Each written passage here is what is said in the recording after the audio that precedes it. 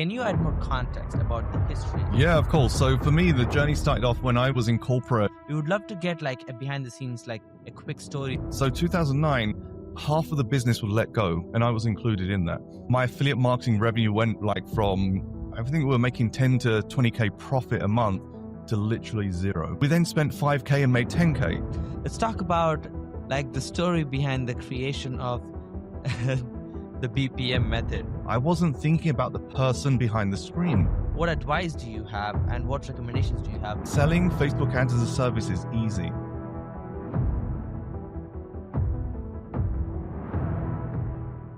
What's going on? What's going on, everybody who's actually listening to this podcast right now? First of all, guys, welcome back to another episode of The Nikhil Sai Show. This is me, Nikhil Sai. I'm back with another amazing guest. The guest we're actually hopping on today is expert. And he's not just expert about anything. He's expert about the most favorite advertising platform for every beginner you could imagine. Facebook ads. So the guy who's actually jumping on today has a very unique story. He has created a unique framework in advertising, which has generated over $1 million in global revenue. And it's just interesting to see the kind of accomplishments he have had. Now, he's into coaching, agency space, and actually building communities and whatnot. And it's interesting to see in the last 15 to 20 years of him being in the digital marketing space, what he has been accomplishing. Let's not waste any time and actually let's welcome Deepesh and Dalia, another two-comma club winner on this podcast today. Hey, Deepesh. Hey, how's it going? Good to be here. I'm super excited for you, brother. Appreciate you jumping on time. So Deepesh, Cool. I constantly get retargeted with your advertising. Your pixel is The question on is, fire have you with bought me. anything from it? That's the thing. I did. I'll actually Cool. share that after the podcast. So, but your stuff is high quality. Now coming back, before we get into like the actual nerdy stuff on Facebook ads and the, the methods and whatnot on what's working in 2020 in terms of advertising, how can people take advantage of the, BPM system and whatnot? Can you add more context about the history? I know you've been into corporate, then you actually started the agency space and you crushed it. And now you're into helping people. We would love to get like a behind the scenes, like a quick story, of your journey overall, if you mind sharing some behind the scenes. Yeah, of course. So for me, the journey started off when I was in corporate, over 10 years ago. And for me, growing up in an Indian family, the goal was get to university, go get a job, 9 to 5, get married, have a family, typical story. And that was my story until 2000. So I was married, had 2 kids, mortgage, living in London, struggling to pay everything, but still living an okay life. 2000, the global recession had really, really taken its kind of big hits across the world. And it finally came to the business I was working at. So I was there for nearly 5 years. So my thing was I was enjoying it. I was getting good salary. Why would I ever leave? This is a long time goal. And many people had been at the company 10, 20 years. So I thought that was my career. I was managing e-commerce, conversion rate optimization, landing pages, SEO, and things like that. So half of the business was let go, and I was included in that. Now, initially, it was how people were making money, and affiliate marketing was, as it is now, it was a big thing. So I started to look into affiliate marketing, and then I realized I know something about SEO, and then I started to learn about WordPress, and I figured out that you could write WordPress blogs, put links on them, drive traffic, and make money as an affiliate marketer. Forward that 2 years, and we did 7 figures revenue through affiliate marketing. And this was as a side hustle. This was me and my wife. By that point, 2011, 2012, I'd found a 9 to 5 job. I'd come home at 5. I'd spend time with the family. By 10, 11 o'clock PM, I'd start doing affiliate marketing for 3-4 hours, go to sleep 1 a.m., 2 a.m., wake up again 6 a.m. for work. And that became my thing. And that was good. And I made my first business mistake at the same time. So when we were at the peak of that business, our tax bill was higher than my annual salary. So just to give you an idea of how well the affiliate marketing business was going. Now, my thought was, and this is a mistake many business owners make, I'm making money, I'm doing all the hard work, I just need to employ people to do the hard work and I can sit back and enjoy business success. So I hired an SEO person, a content person, a technical person, and I kind of stood back. And my thinking was, they're going to continue doing amazing stuff and I'll just make loads and loads. I'll become a millionaire just doing nothing. It didn't work out that way. The SEO person I hired, she absolutely trashed my SEO. I lost all my rankings, my keywords. I was getting free traffic, millions of visits a year, and that went to 0. So this is now 2020. At the same time, if anyone was doing SEO in 2020, there were 2 releases from Google. One was called Penguin, one was called Panda, and they were looking for low quality sites and they were reducing the rankings and removing them from search results. We got caught up in that because the person I hired was doing black hat SEO. I didn't really even know what black hat SEO was. So my affiliate marketing revenue went from, I think we were making 10 to 20K profit a month to literally 0. And that's the problem when you rely on free traffic. That free traffic goes, what do?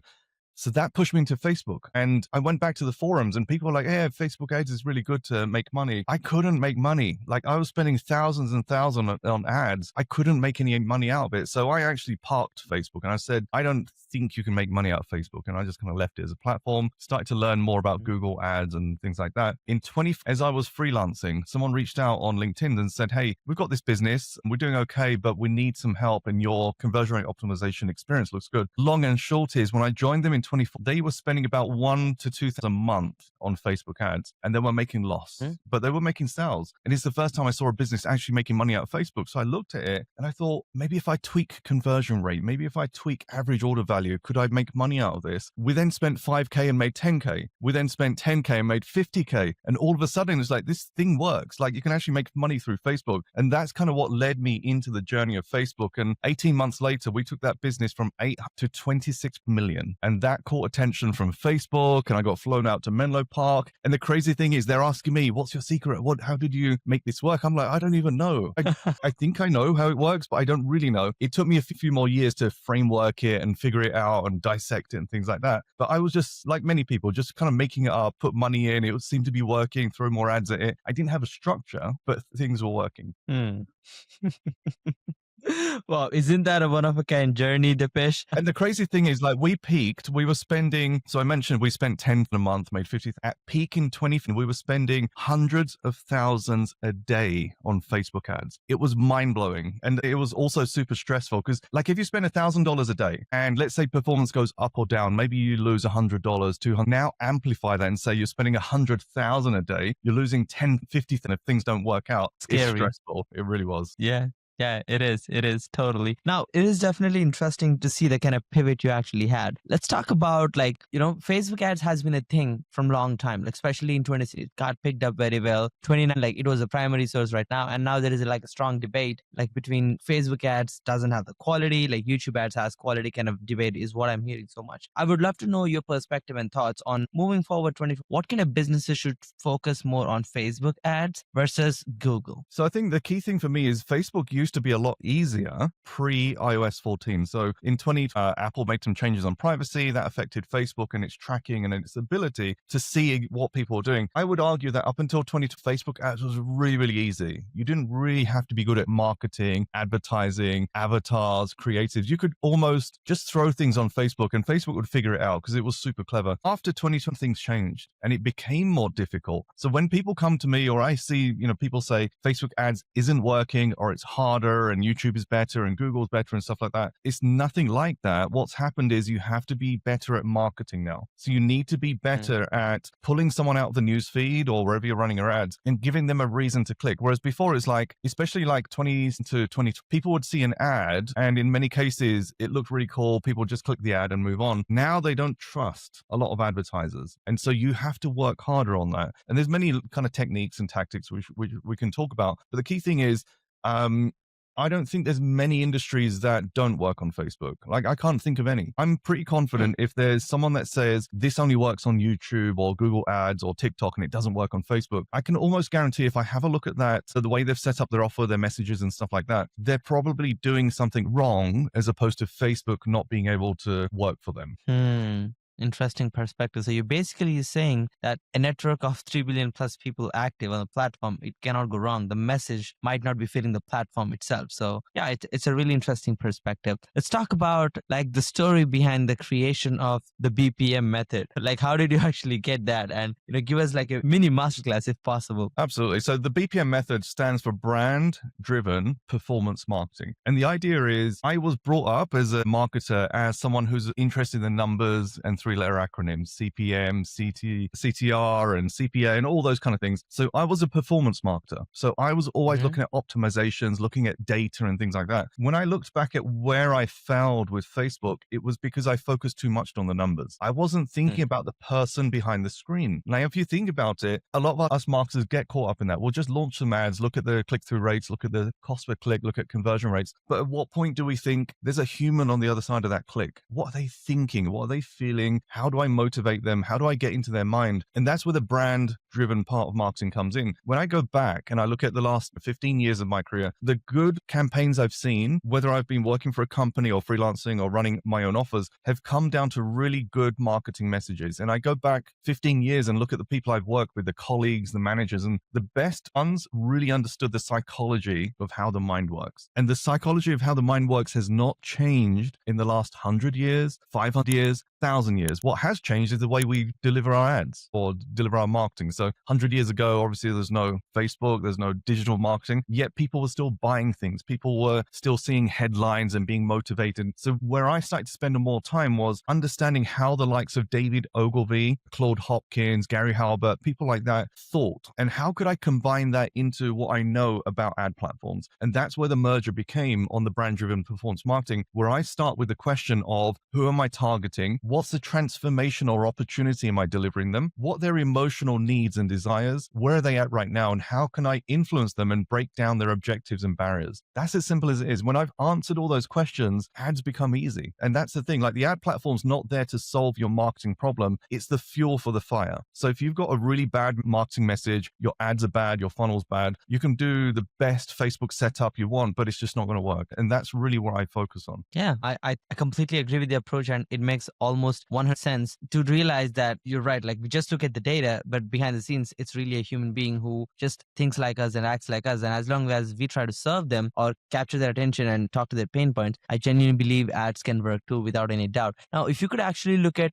Facebook ads, especially agency side things, like Facebook ad agencies, because Lucky Tylo pays, it became a huge thing. SMM marketing agencies, or we run ads for you kind of thing, especially from 2016 to up until 22. Then the other things came up, like crypto, AI, all of that stuff is coming up right now. Facebook ad agencies are, again, I'm labeling this from what I heard. You could correct me if I'm wrong, but like almost commoditized. Like, it's always like, who is the cheapest person I could find to hire? Everybody got the same screenshots of results. Nothing actually is giving a positive ROI. That's the kind of experience most clients have gone through. And selling Facebook ad services has been only getting tougher. Right now, if you could think about from an agency perspective, somebody who's actually selling services, what advice do you have and what recommendations do you have to optimize their business for the future, to actually maintain their agency, from 22 and forward? That's a great question. So I started my agency in 20, and back then, even then, it was high competition. I would argue that selling Facebook ads as a service is easy. All you have to do is promise them, hey, I can do this, I can hit those targets. You just basically put a mirror up to your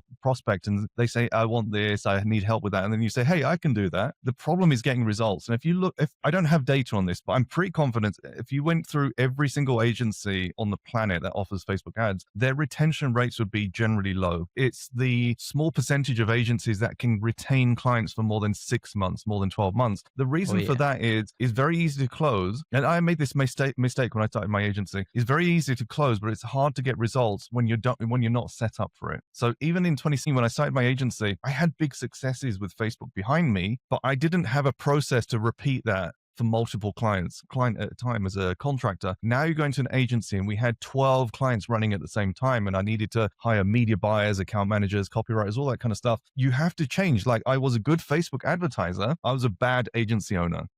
And those two things are not the same. You can't say, hey, I'm good at ads and now I'm going to run an agency and I'm going to be great at running ads for everyone. So the first thing there is, if agency owners or freelancers were thinking ethically, it's, am I actually ready to serve these clients ads? And what I hate, absolutely hate, is when people come in and say, I'll run your ads for free. And if we don't get your results, then you don't have to pay. But you're still carrying a risk on behalf of that client. So if someone came to me and said, hey, we'll run ads for your e-commerce store for free and whatever, even if I don't pay you, I'm still funding the ads. So if I give you 10,000 to spend and you trash that and you make zero return, that's cost me 10,000. The agencies that do that kind of stuff, they're creating a negative experience for customers or clients. Those clients then, when they go to the next agency, even if the agency is good, they've been burned. So they're not going to be as supportive or as willing to get involved. Now, I work with agency owners right now and I train them up. And one of the things I'm working on is, since OpenAI published their public, AI and GPT-2s back in 2020, I've been deep in the world of AI. AI AI is helping both offer owners to run their own ads and also agencies to become a lot more efficient. So for example, we Hmm. talked about the BPM method. So what is it? It's a set of frameworks and examples and things like that. So there's a whole training video series behind it, and it could take you weeks to consume it, to test it and go through it. We now have all of that in an AI. So there's a chatbot where you can now go in and get all of the sum of the knowledge of the BPM method system, plus case studies that we put in and examples and frameworks. And now what that means is, and I ran this example since the middle of 2020, I've been working with a VA and I trained her up to become a really good Facebook marketer with zero training. All she's been doing is using the AI. So now there's an opportunity for offer owners to bypass agencies and freelancers and run ads themselves using AI. It's not to say that AI is going to completely replace the need for a freelancer or an agency, because you still need to be strategic in your thinking. But things like writing the copy, the headlines, coming up with the creative, the angle, the avatar, even analyzing your ad results, AI can do that. So you can go and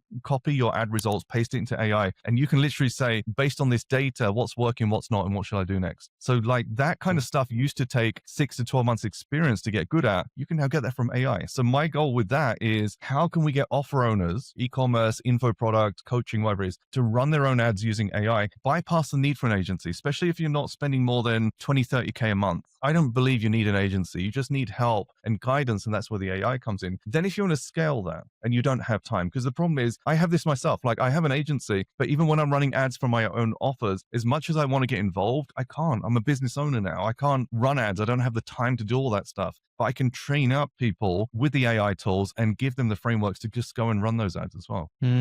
Fair enough. That's a very valuable overview. And I think it's so true on how revolutionary AI has been and how much more it's gonna impact overall. And it is exciting to see the future. Advertising with AI is gonna be in a beautiful combination overall. And most marketers, actually the ones who don't have stuff, are actually scared that it's gonna eat them over. But let's see what happens, Deepesh. Well, the thing Now, is, on that, the only people that are going to suffer are those that offer low quality services. So low quality copywriting, graphics, videos, and things like that. Those copywriters that, charge 10 for a sales page, they're at the top of the game. AI is not going to replace them. But there's so yeah. many in Upwork and Fiverr and stuff that I think AI is going to challenge. Yeah, it is definitely. I mean, they will use that. The bestseller is gonna make more money, but the remaining ones are gonna definitely be out of the game. Now, Deepesh, this is a very interesting topic to talk about. Definitely, you said like agency; these are the easiest sales to make. You promise something, you get the money, but these are probably the toughest to actually deliver as well, because now you cannot take an ownership of a department of their company. You're overtaking the marketing department indirectly, and you want to get them results. So, like, I know it was a lot of trial and error for you, and it took some time for you to figure out the framework and the thought process. But if somebody wants to get good at service delivery, because you have been in the agency space and you've onboarded a lot of clients, got them results, failed and learned from that and whatnot, what would be like an action plan for agency owner who's willing to learn and execute? What can he do to actually make his service delivery better? What can he do to get his customer service better, customer results better, customer experience overall better? Absolutely. That's a great question. So it took us a few years to work out this framework, but we actually started to look at clients based on 4 criteria and grade them before offering them a service. So I call it the advertising core 4. We looked at their product or service. We looked at their audience or their targeting. We looked at their offer, which is their messaging and creative. And then we looked at the funnel. We have a system where we grade each of those. Each of those gets a score out of 5. So 5 for 5. So out of 20, when we put the scores together, we know based on the score where the business is and what they need help with the most. Now, for example, if the business scores 17 or higher across all 4 criteria, they're ready to scale, which means they've got a great product, great feedback from customers, their targeting's good, conversion rate's good, their messaging's good. Then that's the easiest client to work with, because we come in, we improve their Facebook ads and it scales. So I'll give you an example. We took a client on in 2018 like this, and they were doing about 2 million a year, e-commerce website. They came in and we graded them. I think it was 16 out of 20 at that time. And within 3 months, we'd scaled them to 7 million in 5 months. So previously they'd done $2 million over 24 months or 12 months or whatever it was. So we scaled them up to 7 million. And we can look at that and say, hey, we did such an amazing job. But they came to us with a great product, great targeting, great audience, great conversion rate, great return. Like they had the perfect ingredients. So it's the same as if you're, a master chef. If someone gives you really bad ingredients, you could be the best chef ever. You're not going to make, the perfect meal. So that's what I look at when I'm looking at prospects. How good are the the ingredients that they're bringing. Now, on the flip side, if a client comes in and they score below, I think it was 12. So let's say they've got 3 for products, 3 for audience, 3 for offer, 3 for funnel. If we've gone in and they're less than 12 out of 10, 20, I know for a fact they're not ready for Facebook ads. We have to fix things first. So then the way we pitch back to the client is, hey, look, we've analyzed, and this is a free mini audit that we do. We've analyzed these layers. Here's the reasons why we don't believe that you're ready for ads. And then what we actually introduced as a product, I think in 2019, was rather than just jump in and run ads for them, because this is what we were doing before. They had a bad offer. They had a bad positioning. They didn't really understand our avatar. Conversion rates were poor. Funnel was poor. We used to just jump into Facebook ads, and then we knew things wouldn't work because the funnel needed so much work, but the client wanted to run ads. We pushed that back and said, if a prospect is like that, let's tell them your funnel is bad, and let's create a project plan that says, step 1, we're going to fix your funnel. Step 2, we're going to work on your creatives and your messaging and stuff like that. Step 3, we're going to scale Facebook ads. That was transformational, because now the client for the very first time has been told exactly what needs to be done, not what they want to hear. What they want to hear is, yeah, we're going to run ads and we're going to scale in 30 days. No, you're not, because your funnel needs fundamental work. We're going to have to review it and look at upsells and cross sells and back end and email, and that takes time. You cannot just come in and magically fix that on day one. That's going to be weeks of work. So when we actually did that, we produced a fixed price project. So for us, for example, 3 months, 25K, we're going to fix everything and run your ads. So there's no percentage ad spend or anything like that. And that also created a different filter that if the client couldn't afford that 25K, guess what? They're not the right client for us. So what you end up doing, and whatever pricing you go for, pricing, expectation, plan, that ensures that you get the right clients. And if a client came in and said, love the plan, love what you said and all that, can't afford 25K, that's absolutely fine. It's just not the right client for our agency, but I'm sure you'll find an agency that, will work with whatever fee you've got. So that initially, and going right back to 20, we used to charge about $1,000 or $50 a month to run ads. And that was because I had no idea of pricing and I didn't feel confident, all the usual things people go through. To be able to confidently pitch 25K for a 3-month project and then, 7.5K a month plus, percent of revenue or whatever it was, that takes time and that needs the confidence. That means that at that time in 2022, we were so confident in getting results, and we were, because we had so many successes. We had the processes and people were desperate to work with us because they knew that our agency could get results. That takes time to develop. And, I think a lot of people jump into this. Everyone wants the highest fee, but are you able to get results? And that's the biggest thing. They want to, and kind of humanizing the situation gives them the right perspective to look at. And I think that's a deep answer overall for most of agency owners. And now, Deepesh, let's talk about from the business owner perspective who's actually running ads. Facebook ads from the past few years, it's only getting expensive. The CPMs are crazy high, especially when you're like getting into a red market. It's kind of tough to especially with that iOS update and whatnot, to kind of have the quality data feedback. And the AI is doing a great job at optimization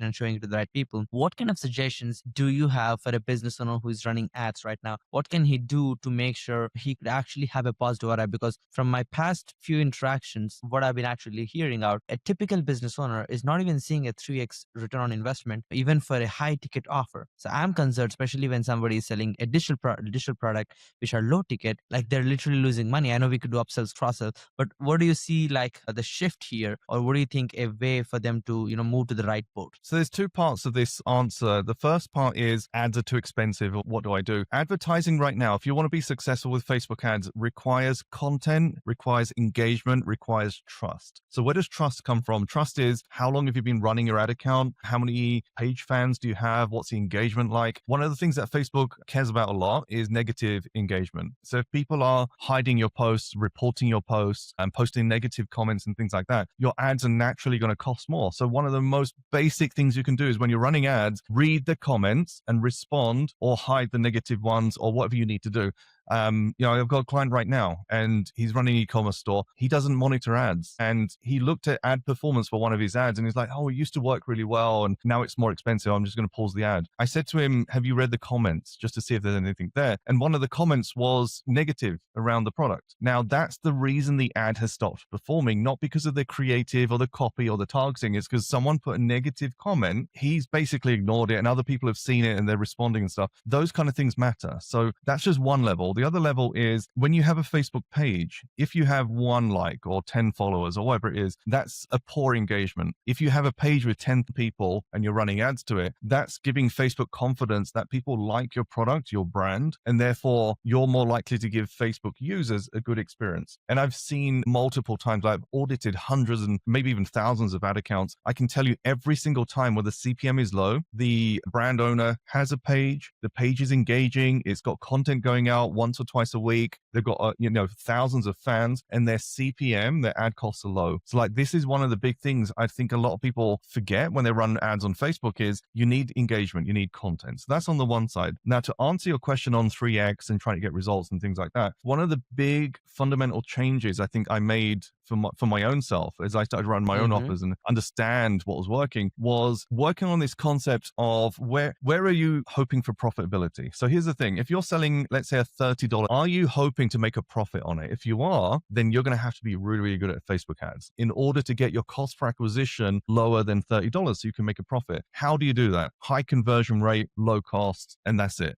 Now, what happens if you've got an order bump or 2 or 3, and that $30 ebook now brings in an average order value of $100? Well, you don't need to be as good at Facebook anymore because you could get a cost per acquisition of $60 on a AOV and still make money. I'll give you an example. I spoke to Frank Kern. Most people know Frank Kern. And I said to him, why are you selling the $4 offers? If you've seen Frank Kern's ads, like he sells so many things for $4. And I was like, what's your model and how do you monetize this? And he said his average order value is about $100.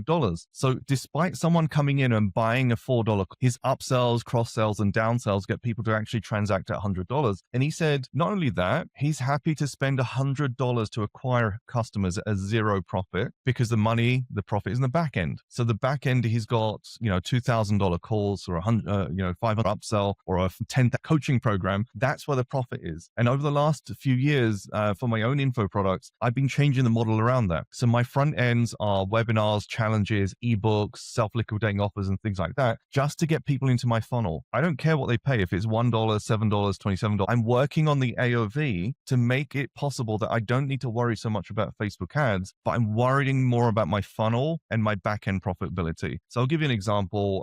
Recently someone joined my coaching program.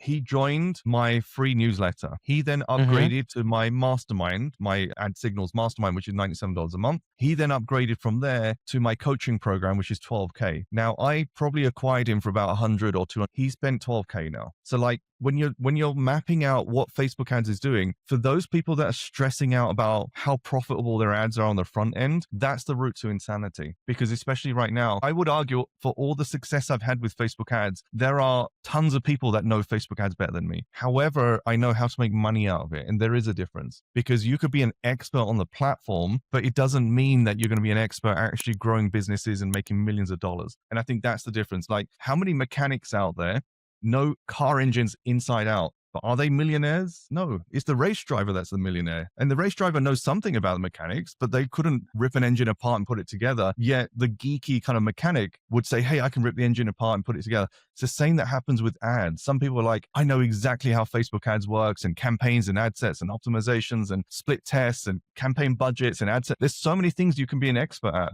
But how much money have you made? That's the difference. Yeah. I think it's a great frame of thinking, and it definitely adds a lot of perspective for people who are experts. Now they need to question on if they want to be a racer or a mechanic, which is so cool. Now coming back, Deepesh, like ads is always attention game, especially on Facebook, if I'm not mistaken, because the platform is built in that hierarchy. You're just stopping them scroll, and you're trying to hold their attention and pitch them something. And in 20, the reason for high positive ROI was there was almost no creatives back then, so you put up any animated image, people used to click. But now there is just so much content being pushed onto the platforms that high dopamine content is better than ads right now. And ads are only getting, less attractive, especially right now because people are buying and they're not seeing great experience. So the resistance is increasing. In terms of creative creation, what have you seen working well and will continue to work for 2020 and moving forward? Do you have any strategies specifically? Because I think it's more creative driven right now instead of campaign driven. It used to be that way before the iOS update. I would love to know what's your take on that and kind of of suggestions on making the creative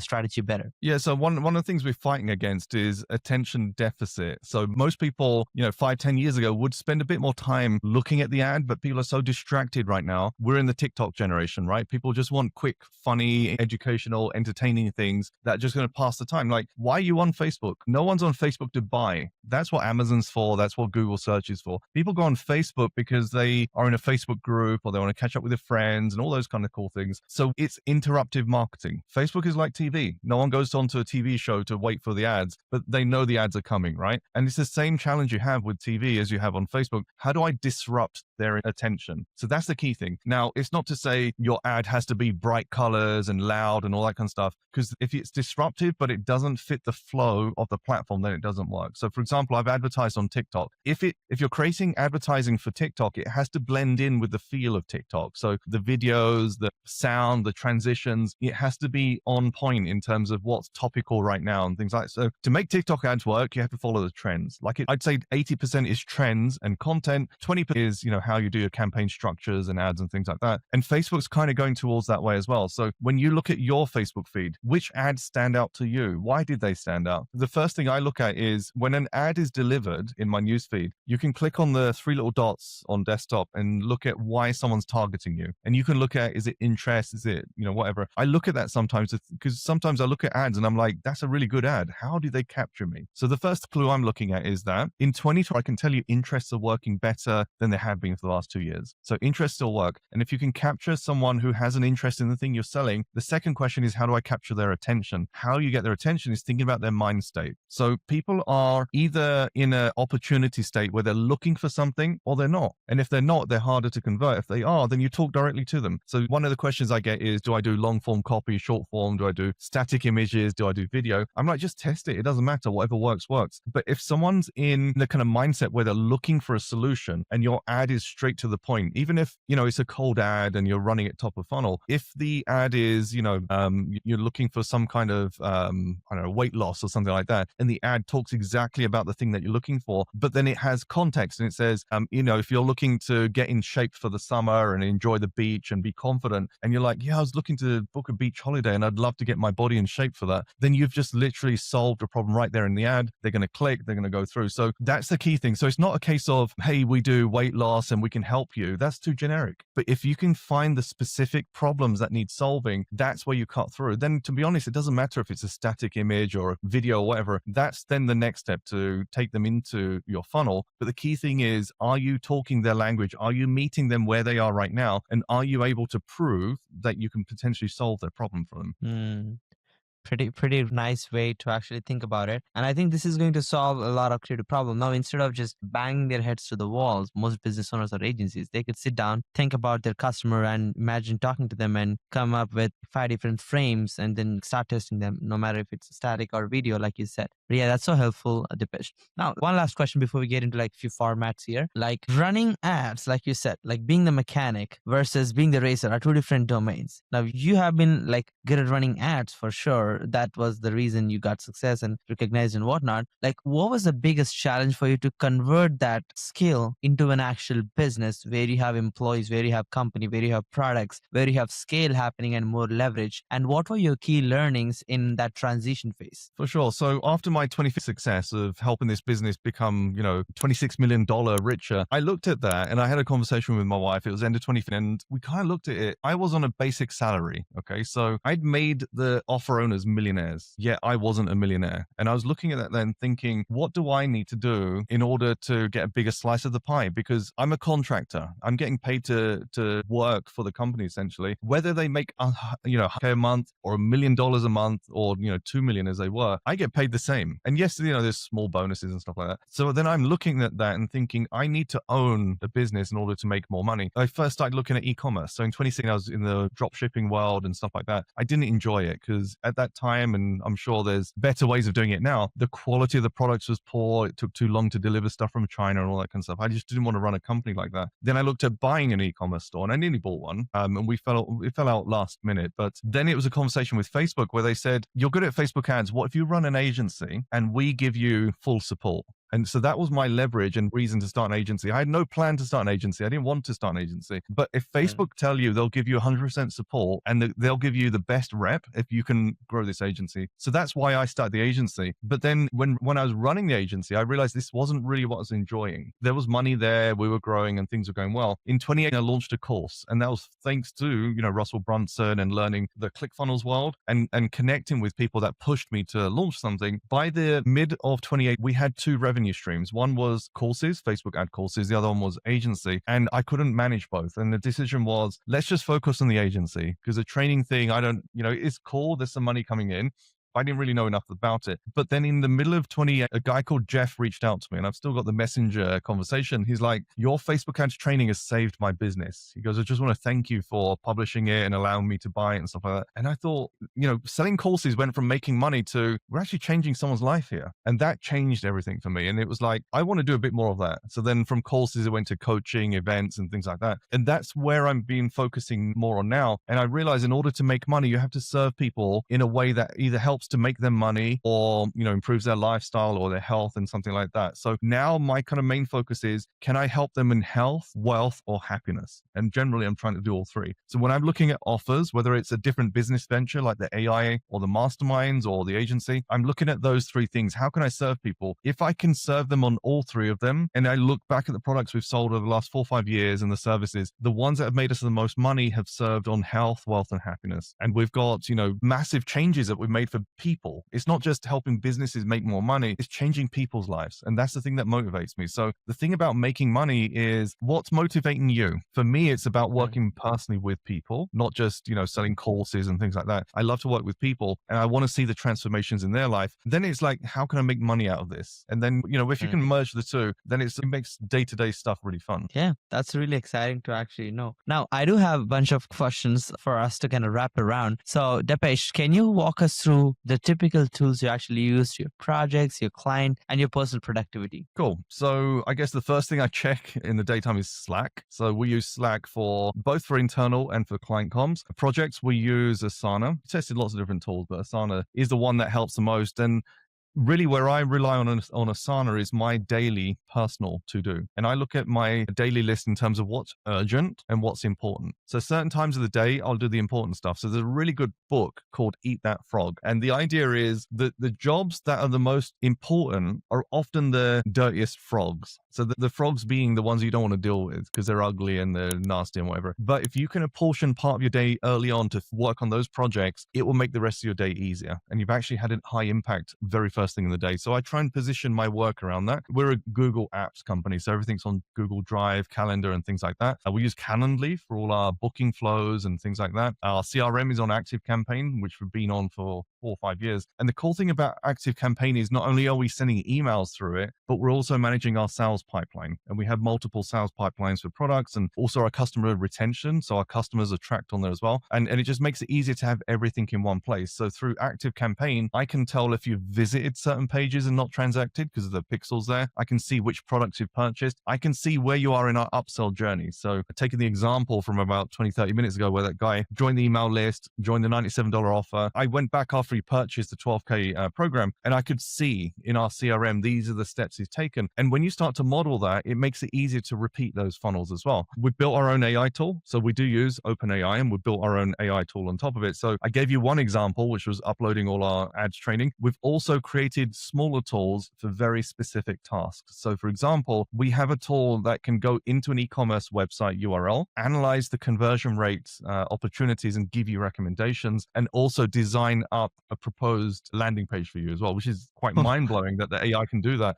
We have a tool that, for example, takes, so I'm on Zoom calls quite often with clients and things like that. It will take those transcripts, it will create social media posts for me. So no longer do I have to think about what to write. And it has all the examples of the posts I've written. So it's not perfect. And I don't want to publish it out straight like that, but it does 80% of the work for me. All I do is formatting and structure and then just go and post it in email or socials. So what I'm looking at is how can AI help to make things faster and easier for us? And then, yeah, the rest of the tools, I'm looking at my screen down here right now are, we use Pay Kickstart for our carts and also our affiliate tracking as well. We use RevealBot, which we use for managing rules on Facebook. So the cool thing about that is over the last 5, 6 years, I've always been looking at what are the things I not enjoy with Facebook ads and what can I automate. What RevealBot allows us to do is to increase and decrease ad spend, pause ads, launch ads without us needing to do anything. So one of the strategies we've got right now, my video guy records 1 hour of content with me every month. He creates 30 days of social media content and publishes it out. So 30-second videos, shorts, reels, things like that. We have an automated bot, which has been running for over 12 months untouched, which when they're published organically, picks out the best ones and runs ads against them. And what then happens is we remarket to people that have watched those video ads because they've shown an interest and we know something about them. So for example, we have videos that target freelancers that are struggling with time problems. We have videos that target agency owners that are struggling with profitability. And we then retarget people based on those type of videos. And then the ad comes Wow. up and says, hey, if you're a freelancer struggling with time, ... So now they're looking at that ad in the same way I mentioned before, thinking, how did they know my exact problem? Well, we knew that because we've watched such certain videos about freelancers struggling with time. So like there's all these things that happen in the background, which I think a lot of people don't realize is available. Like it's not just run an ad and start seeing what's working. You can do a lot where you're leveraging the power of technology without having to actually do much yourself as well. That is so smart. I mean, I appreciate you actually sharing multiple use cases. It definitely sounds exciting to actually see how you're leveraging AI, and I think it definitely will inspire many more people to use it as well. And Deepesh, can you walk us through your typical day? If you could, like, do you have a routine or how does that look like? Typical routine. So I've got 5 kids, first of all. So I have to help out with them in the morning. And by the way, I really enjoy it. Previously, when I had a 9 to 5 role and stuff, I'd barely see my kids. So now that I work from home and I have an online business and stuff, it's just so much easier. So generally, I'm up between 7 to help get the kids to school. Once they're off, then my day starts. And my day starts with getting into flow of what needs to be done, planning and things like that. Gym work, I probably work out maybe 3 times a week. So it's not a daily thing. And for me, it's high impact and short time. So I'm spending 10, 15 minutes at a time. I don't like spending hours and hours working out. I want routines where I'm going to do high impact in a short amount of time. So I rely heavily on just kind of high weights and high intensity and stuff like that. And then the rest of the day, Monday to Wednesday is client work. Thursday to Friday, I don't do any client work. So what that means for me is I'm not available to my team. I'm not available to my clients. Thursday, Friday is my creative time. So, it's a Thursday today. We're doing this podcast. These are things which don't interfere with my day-to-day business. So for example, the AI, I spent 12 months working on AI. I would only do that on a Thursday and Friday. So they're my free days to be thinking. And I think one of the biggest challenges for business owners is if you're working 9 to 5, 5 days a week, and you just focus so heavily on your business, at what point do you step back and look at opportunities? And it took me many years to get into this kind of routine, but working just 3 days a week and having 2 days free for, like, if you look at my diary, Thursday, Friday, there's barely anything in there because it's free time. We have this meeting now. The rest of my day, Thursday's free, Friday's free. And it allows me to do things that I couldn't otherwise do. I love online car racing. So if I want to then jump on and do 2 hours of car racing, I can do that. Or if I need to, for example, me and my wife having 5 kids and a business together, it's a very, very busy week for us. But every Thursday or Friday, we go out for lunch or breakfast. We make that time. So, for us to go out in the evening is harder because 5 kids, you need a babysitter. To go out for 11 o'clock lunch or brunch is very easy. So it allows me to keep grounded, keep opportunities open, stay creative, and just kind of balance, I guess. People talk about work-life balance. I believe I have that. That's pretty cool. Now, Deepesh, if you could go back and give a suggestion to 20-year-old yourself or someone who's just getting started in the agency space, what would that be? So first of all, I was inspired by your story. Like, you're half my age right now. So, if I could have known even a tenth of what you know right now, my life could have been different right now. So my advice to my 20-year-old self would have been to not conform to the expectations of 9 to 5 and career and work and things like that. If I could have given myself the knowledge at 20 to go and find opportunity elsewhere. So online marketing, affiliate marketing, anything like that. Like, the online space is just so amazing right now. Even, if people think that Facebook ads is hard and things like that, there is opportunity everywhere. Facebook, Google, YouTube, TikTok, affiliate marketing, e-commerce.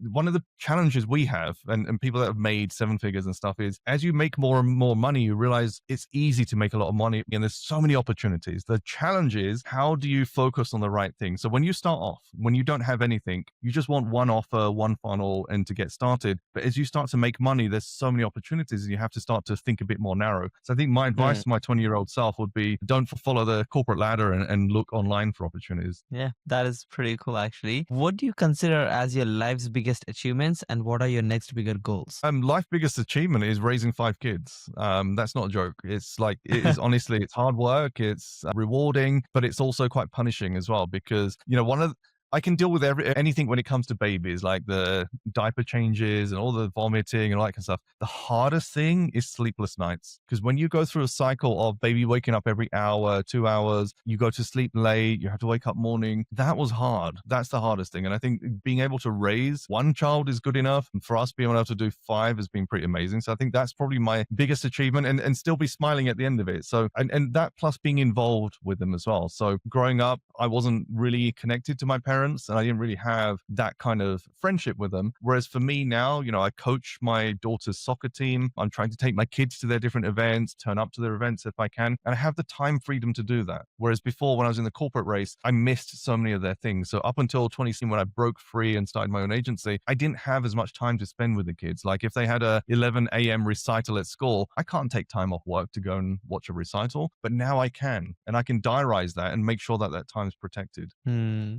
Fair enough. And what is kind of your aim? What are your next bigger goals? My aim is to try and enable business owners to use AI to leverage more with advertising. I think that's become my new objective. I still love working with business owners directly, but I still think that people don't realize how big AI is. Like, it's not going to go away unless something dramatic happens and stuff. Like, one of the crazies I missed was crypto and Bitcoin. I had a huge opportunity like 10, 15 years ago to get into crypto, typical things, chose not to. Like, someone offered me, it was even like 500 to invest in crypto, and that would have been worth, I don't know, 500,000 right now. But I feel like AI is in that space right now. If you can get the right things in place, it can be huge, both for the people that are using AI and also as a business owner. Fair enough. Yeah, that's a great goal, I would say. And I believe it will really impact and make this world a better place. Kudos to, and I hope there is more power to you to actually help you achieve that. Now, if you could look back in your business building career, or, the kind of journey you've been through, you could be like, oh, that is a mistake most people fall into, and I want to call it out. What would that biggest mistake be? I would say to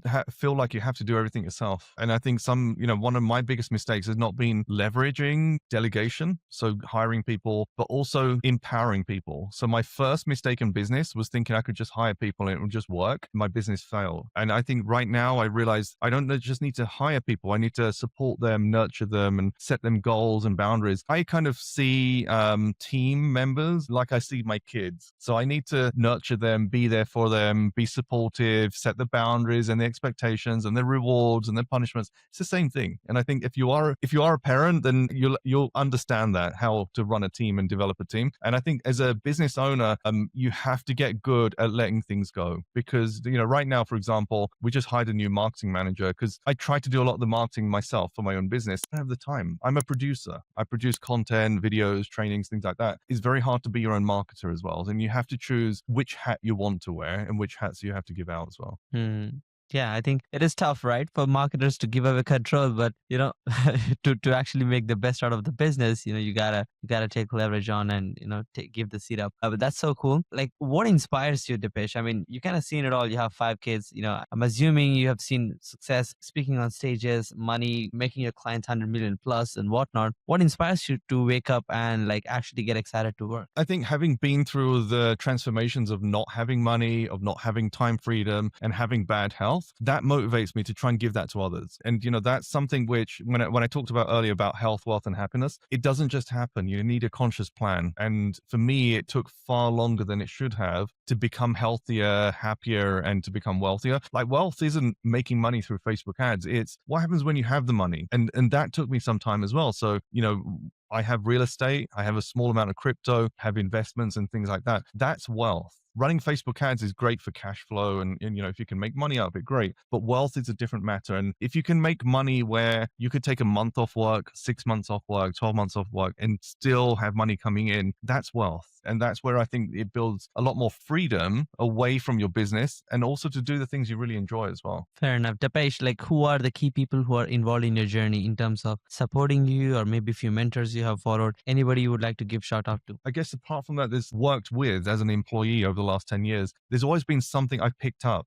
from someone that's kind of helped me to figure things out as well. And I think that's a big part of who I am right now and the experiences I bring as well. Yeah, that's really helpful. I mean, Deepesh, such an interesting personality type and great journey, and the value you're delivering is insane. Where can our audience find you, find your help, find your mentoring? Deepesh Mandalia.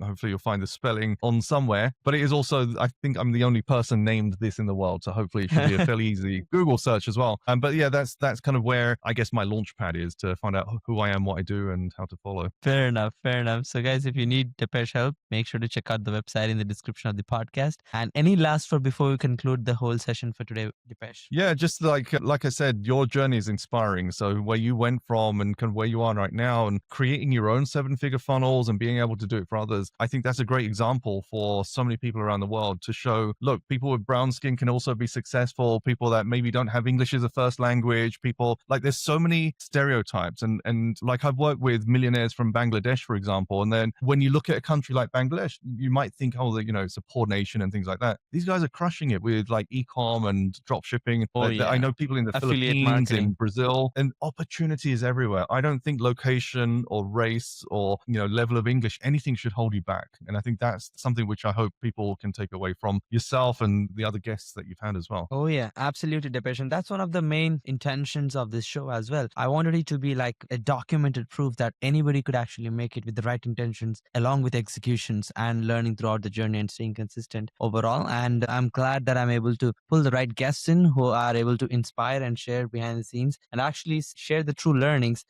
without any like attached intentions to sell something or anything like that. And I think this is so helpful. And I believe, like, if I'm not mistaken, you wish somebody has given you similar advices when you're getting started. And that's the whole reason of the podcast. And Absolutely. yeah, guys, I hope you enjoyed the podcast session for today. Once again, this is me, the Nikhil Sai. I just want to say one more thing. You got to do it regardless of where you come from and what you actually believe you are. You can always change your identity as long as you have the right intention and you have really something to add value to your prospects and clients. It all will turn out great. And be good at service delivery, like Deepesh mentioned, and he has some of the smartest advices about running an agency and whatnot. Rewatch this, share this with your friends, and I hope you enjoyed this podcast session. If you need any help, check out his website, and I'll be coming back with another amazing guest, just like Deepesh. Stay tuned for the Nikhil Sai Show. Bye for now. Appreciate your time, Deepesh. Thank you. Awesome, brother. It was really nice. I hope you enjoyed the time.